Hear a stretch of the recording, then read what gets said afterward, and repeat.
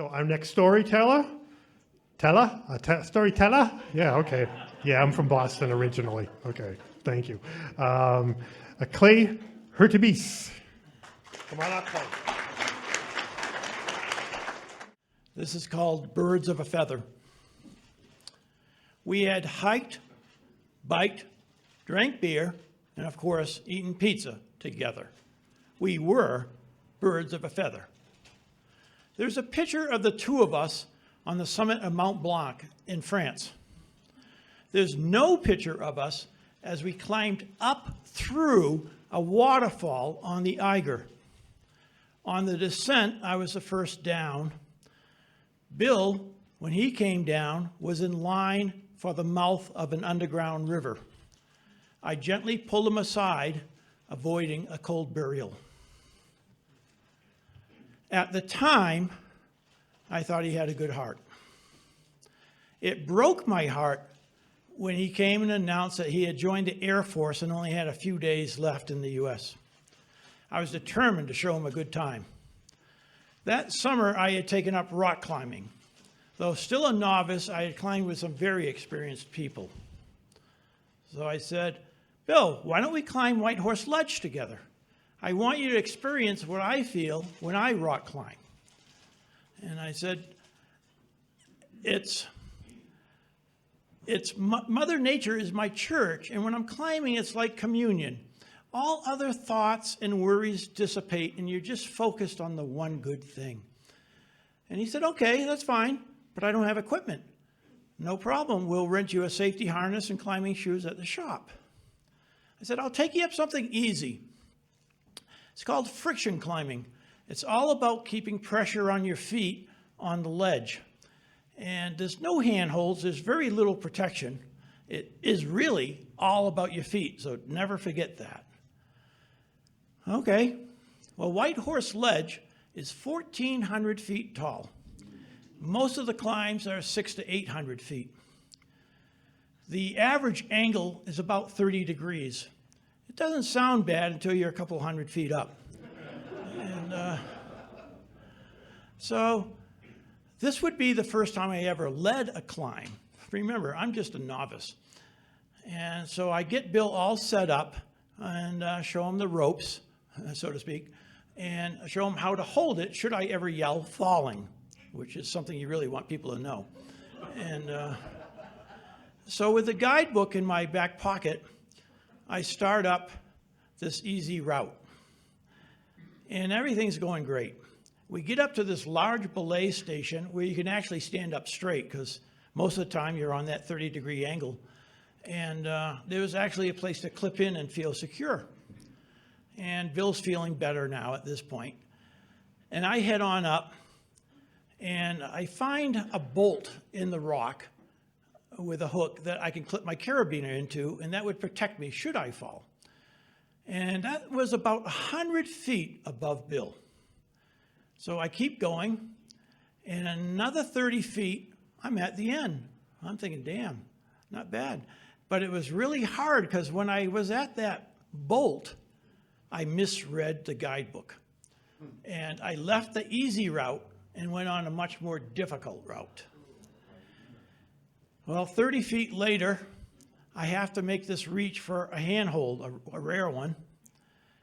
And as I reach, I know I made a mistake. And I thought, uh-oh, this is going to hurt. It did. When I reached for it, I broke a rock climber's commandment. Thou shalt not change the angle of thy feet.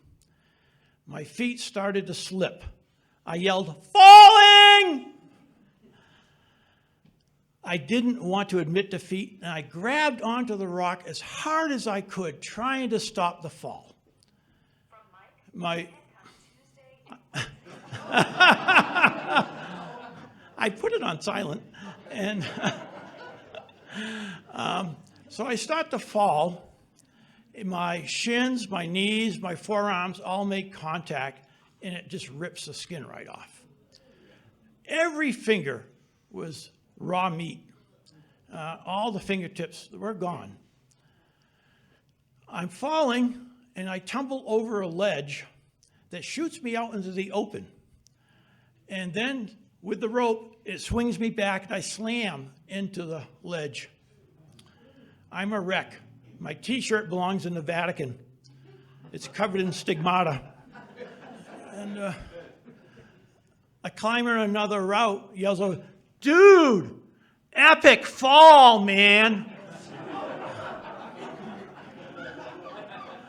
I had fallen the equivalent of a 6-story building.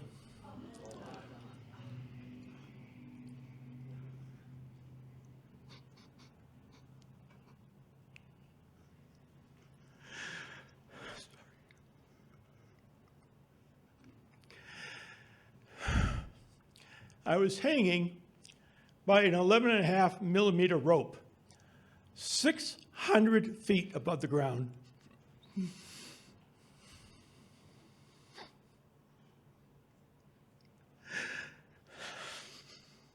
I only looked down once. I'm swinging in midair, and the rope is gently putting me back and forth. I'm 20 feet from any hard surface. And I'm looking up, and it was surreal because you can't see anything physical. You're suspended in the sky by this thin rope, and you felt as if you could reach up and touch an angel. That's how weird it was. And I asked Bill to lower me, and I get back on the rock, and it takes me a while to regain composure. And I thought about descent, but that was much more complicated and riskier than my trying to just finish the climb. So I headed on back up. And at the point where I had slipped, there was bits of skin in the rock. I got up to the top and tied in securely, and I put tension on the rope so Bill would have an easy time getting up. And he did. We get back to my apartment, and he had to take off for home. Well, my roommate, also named Bill, was home. And we go upstairs, and I'm telling him about the adventure. And we were becoming close friends. We did hiking and biking, just like with Bill, and, you know, pizza and beer, that type of stuff. And we were more than roommates, and we were good friends. And the doorbell rings. And he goes, "Stay there, I'll get it." He comes back with a Cheshire grin on his face and just laughing quietly to himself. For behind him was a man carrying a briefcase. I had forgotten that I had an appointment with a life insurance salesman.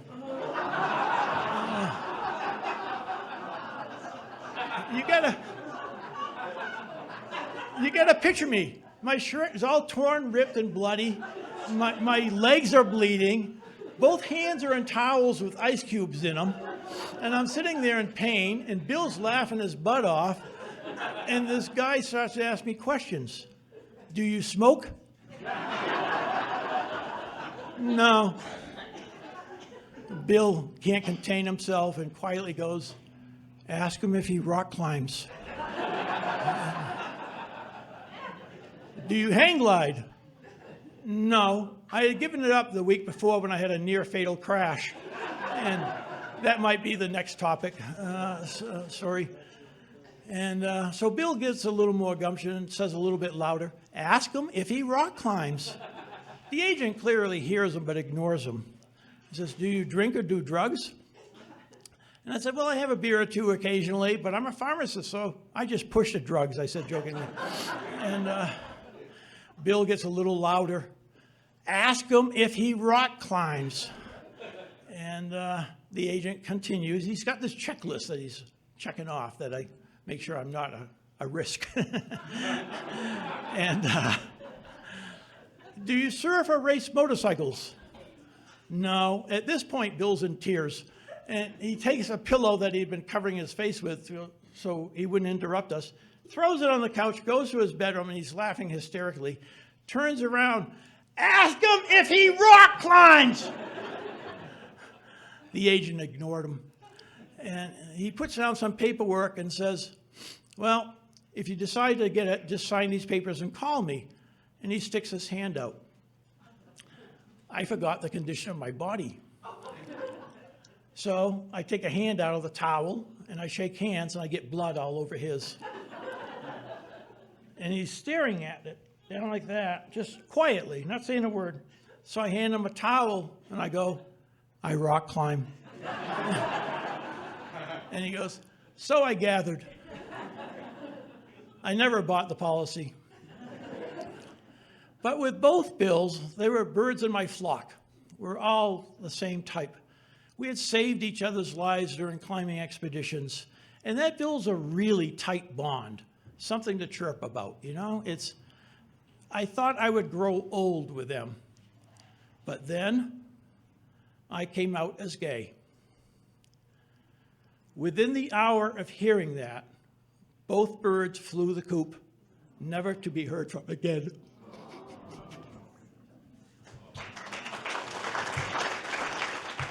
Clay, a little personal information that he's had 2 TBIs, and those are, for those who don't know, traumatic brain injuries, and a stroke. Obviously, he doesn't work anymore.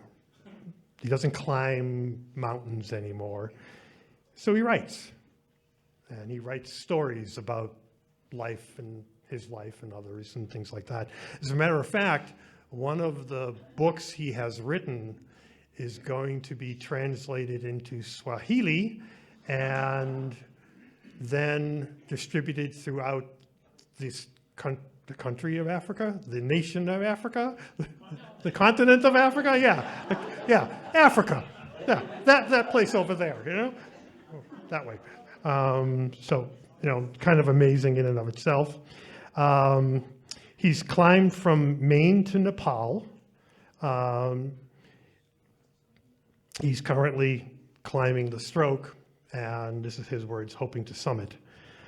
He was born in a potato farm. He was his mother's eye. He peeled away from Maine after feeling fried. Now he's cooked up a nice life in Arizona. Those are his words, not mine. I don't want anything to do with that, so that's okay. But, okay, thank you, Clay. Thank you all for coming.